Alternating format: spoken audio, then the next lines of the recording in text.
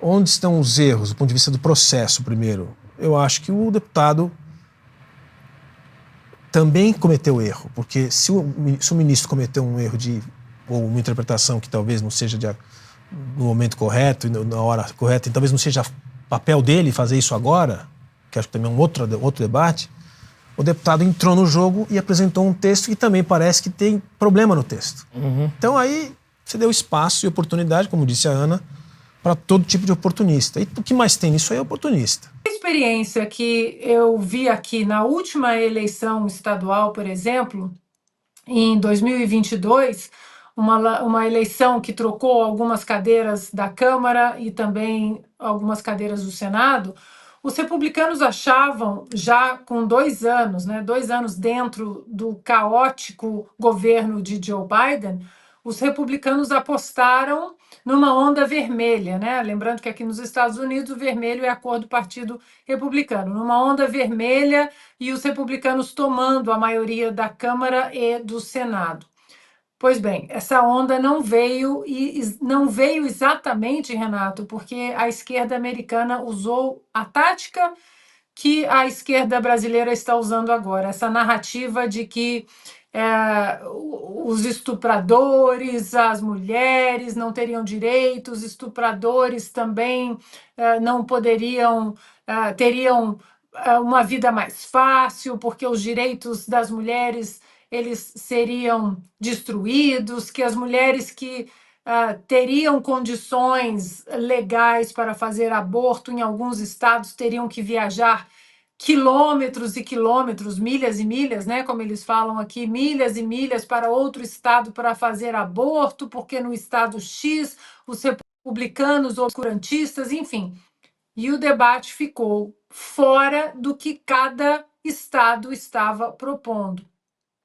Lembrando que aqui nos Estados Unidos, em 1974, nós tivemos um dedo ativista da Suprema Corte Americana, foi uma exceção, mas existiu, que foi a federalização, né?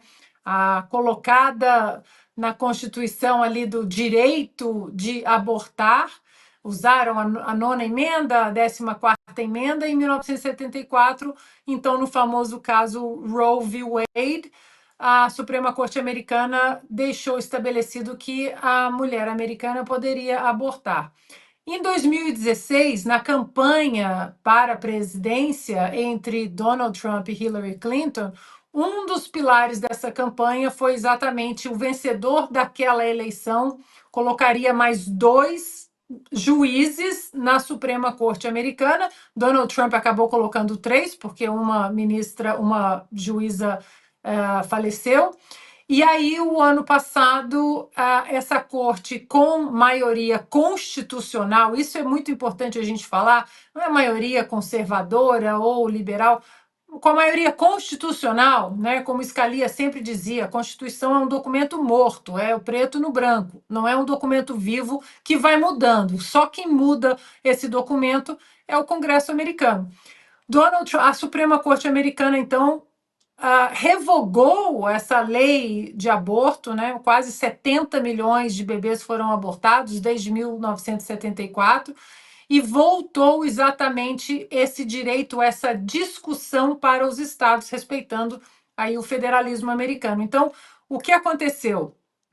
A imprensa, né, ativista, a esquerda ativista militante, simplesmente disse agora, usa essa narrativa de que se Donald Trump voltar à presidência, será um governo obscurantista, porque ele conseguiu revogar o direito ao aborto. Mas não foi isso que aconteceu. A Suprema Corte Americana simplesmente disse: esta é uma decisão e uma discussão dos estados, das assembleias legislativas estaduais. Não cabe à Suprema Corte simplesmente decidir uma coisa, federalizar uma coisa que não está na Constituição.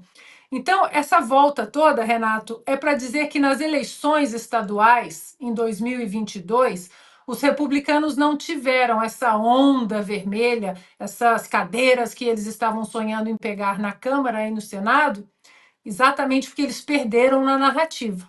A narrativa de que eles eram obscurantistas, então eles esqueceram a campanha, eles esqueceram as propostas que não tinham nada a ver com as narrativas da esquerda e não conseguiram fazer a diferença que eles estavam esperando na Câmara e no Senado. Isso é um problema que no Brasil, daqui a pouco, acho que a gente vai pagar esse preço também.